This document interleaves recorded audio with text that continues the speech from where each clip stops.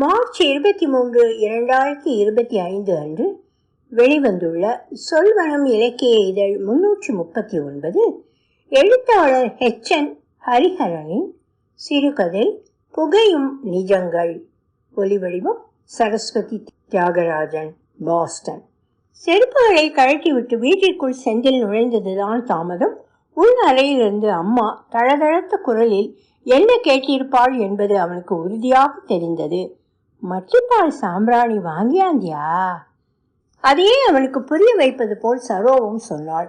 மத்தியானத்திலிருந்து அத்தையோட புடுங்கல் தாங்கல. இன்னைக்கு என்ன அளவோ வழக்கத்தை விடவும் 3 ஜாஸ்தி தான் என்றபடி அவனிடமிருந்து கட்டைப்பையை வாங்கி அதனுள்ளே கையை விட்டு துழாவினாள். நமக்கெல்லாம் நாத்தம் பழகி போச்சு. எங்கள் வீட்டு கிழவிக்கு தான் ஒத்துக்க மாட்டேங்குது.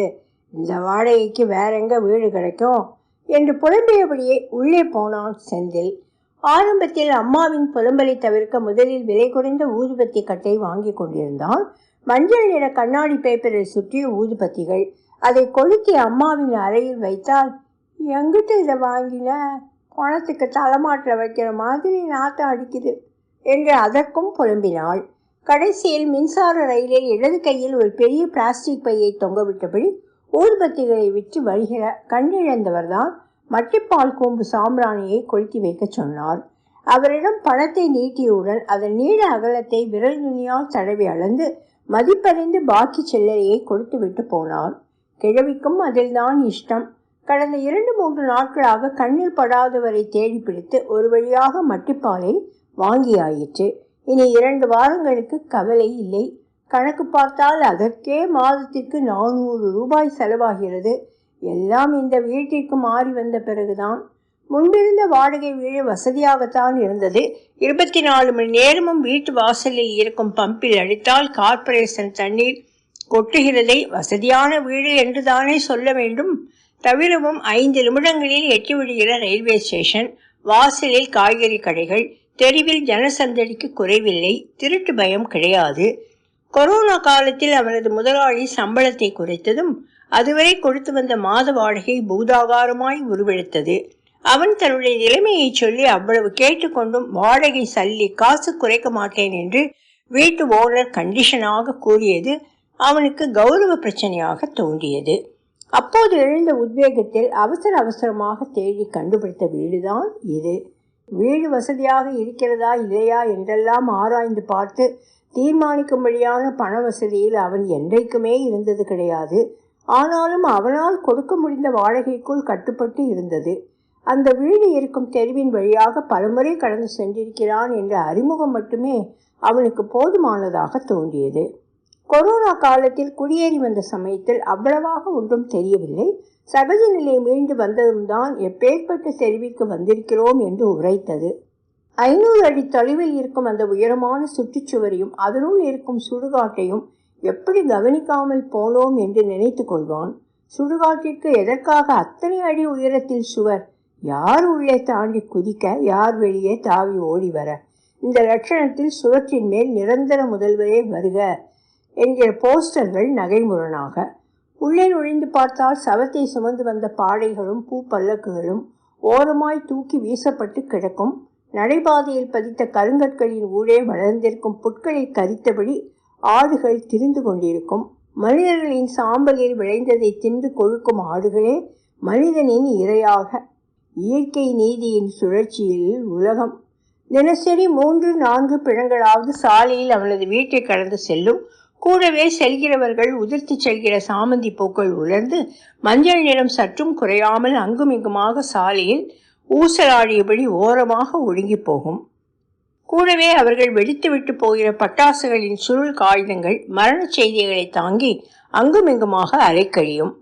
பெற்றவரையும் பெற்றதையும் மாறி மாறி சுமந்து செல்கிற சாலையில் கலிகாலத்தின் கணக்கு கழிந்து கொண்டிருக்கிறது. வீட்டிற்கு வந்த புதிதில் அவனது மனைவி சரோஜா பிணம் கலந்து செல்லும் போதெல்லாம் வாசற்படியில் ஒரு வாளி தண்ணீரை ஊற்றிவிட்டு வருவதை பழக்கமாக கொண்டிருந்தாள். சாவு தீட்டு கழிக்க ஒரு வாளி தண்ணீர் விடுவது வழக்கம் என்று அவளது கிராமத்து பழக்கத்தை சுட்டினாள். ஓரிரு வாரங்களிலேயே அவளுக்கு அலுத்து போய் வாளி தண்ணீரில் ஆரம்பித்த கிராம பழக்கம் ஒரு சொம்பாக குறைந்து கடைசியில் நின்றே போய்விட்டது. வீட்டிற்கு முதலில் குடியேறி வந்த முதல் வாரம் மட்டும் அம்மா ஒன்றும் சொல்லாமல் இருந்தால் அருகில் சுடுகாடு இருப்பதை அவள் அறிந்திருக்கவில்லை. ஓரிரண்டு சவ ஊர்வலங்கள் வாசல் வழியாக செல்வதை கவனிக்க தொடங்கியதிலிருந்து அவளது புலம்பலை நிறுத்த முடியவில்லை. குழந்தைகள் சகிதம் அவனது குடும்பம் பிணநாட்டத்தை சகித்து கொண்டிருக்க அவனது அம்மா மட்டும் பிணம் எரிகிறது, நாற்றம் அடிக்கிறது என்று மூக்கை பிடித்து கொண்டு வெளிச்சமில்லாத அறைக்குள் எப்போதும் கிடக்கிறாள். சதா சர்வ காலமும் காற்றில் அதன் நெடி வியாபித்து கிடப்பதை ஞாபகப்படுத்தியபடி இருக்கிறாள். நடைபாதையில் நடக்கும்போது கூட கடையில் தீக்கண்ணல்களின் ஊரே சுழன்று கொண்டிருக்கும் ஷவர்மா உணவுகளிலிருந்தும் வாழை அடிக்கும் போது அவளது அம்மா காதலியில் வந்து புலம்புவது போல் ஒரு பிரமை.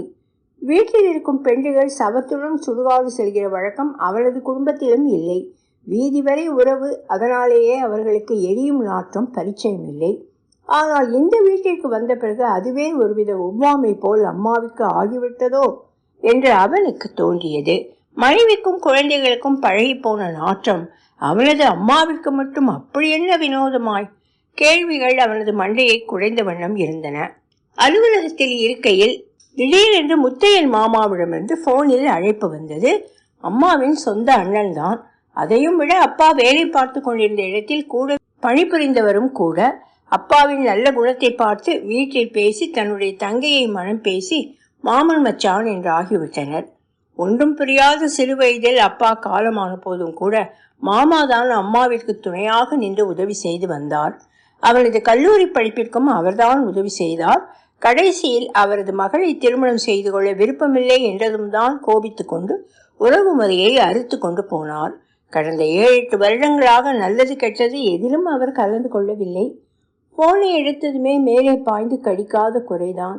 என்ன மாப்பிள்ள, எல்லாரும் பெரியவங்களாயிட்டீங்க, வீடு மாறி போனா மாமனுக்கு ஒரு தாக்கல் கிடையாது என்று ஆரம்பித்தார். இல்லைங்க மாமா, உங்க மேல மரியாதை என்னைக்கும் குறைஞ்சது கிடையாது. நீங்க என் மேல கோபிச்சுக்கிட்டு ஒதுக்கிட்டீங்க. எனக்கும் ஆஃபீஸ்ல வேலை டைட்டா இருக்கு. நீங்க எப்படி இருக்கீங்க மாமா?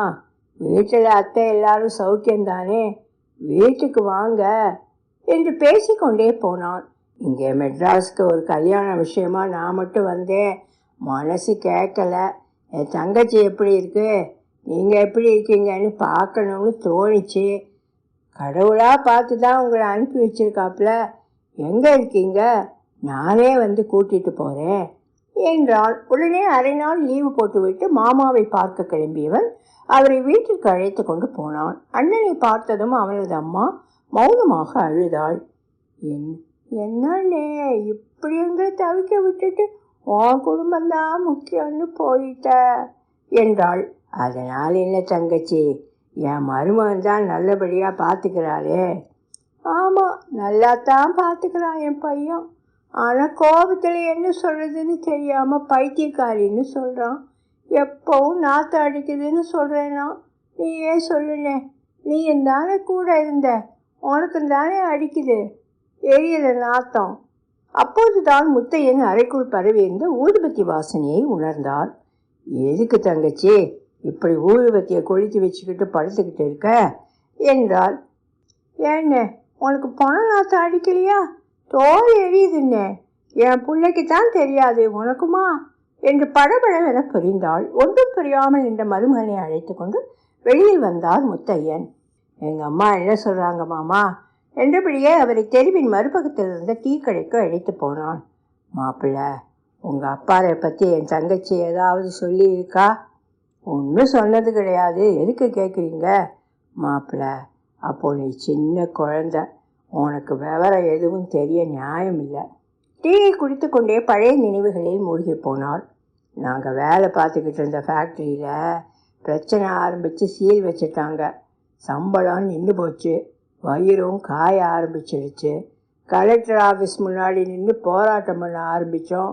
உங்கள் அப்பன் திடீர்னு உடம்பு முழுக்க கிருஷ்ணாயில ஊற்றிக்கிட்டு கொளுத்திக்க போகிறேன்னு நின்னப்ப எனக்கு பக்குன்னு ஆயிடுச்சு.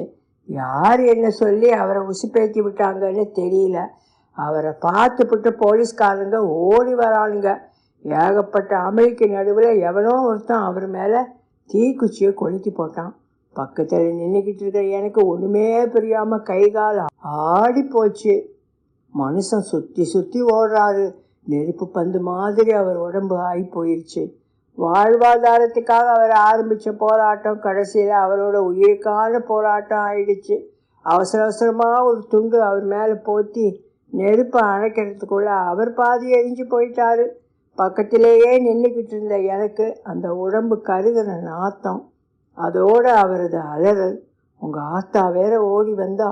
புருஷனை கட்டி பிடிச்சி ஒரே கதறல். கண்ணீர் மல்க மீண்டும் தொடர்ந்தார். அவசர அவசரமாக ஆஸ்பத்திரிக்கு தூக்கிட்டு போய் என்ன பிரயோஜனம்? மனுஷன் துடிச்சு துடிச்சு செத்தே போனார். நியாயமாக பார்த்தா இவ்வளோ வருஷத்தில் உங்கள் ஆத்தா எல்லாத்தையும் மறந்து போயிருக்கணும். ஆனால் நீங்கள் இந்த ஜாகை மாற்றிக்கிட்டு வந்த பிறகு பழசெல்லாம் ஞாபகம் வந்துருச்சு போல். தினமும் சுடுகாட்டிலேருந்து நாத்தம் அடிக்கும் போதெல்லாம் தினம் உங்கள் அப்பா எரிஞ்சுக்கிட்டு இருக்காருன்னு உங்கள் அம்மா கற்பனை பண்ணுறதுன்னு நினைக்குது. செந்திலின் கண்களில் நீர் கோர்த்தது. அம்மாவிற்காக தினமும் கொளுத்தி வைக்கும் மட்டிப்பால் புகை அவனுக்கு நாற்றம் அடிப்பது போல் தோன்றியது. ஒலிவடிவும் சரஸ்வதி தியாகராஜன், பாஸ்டன்.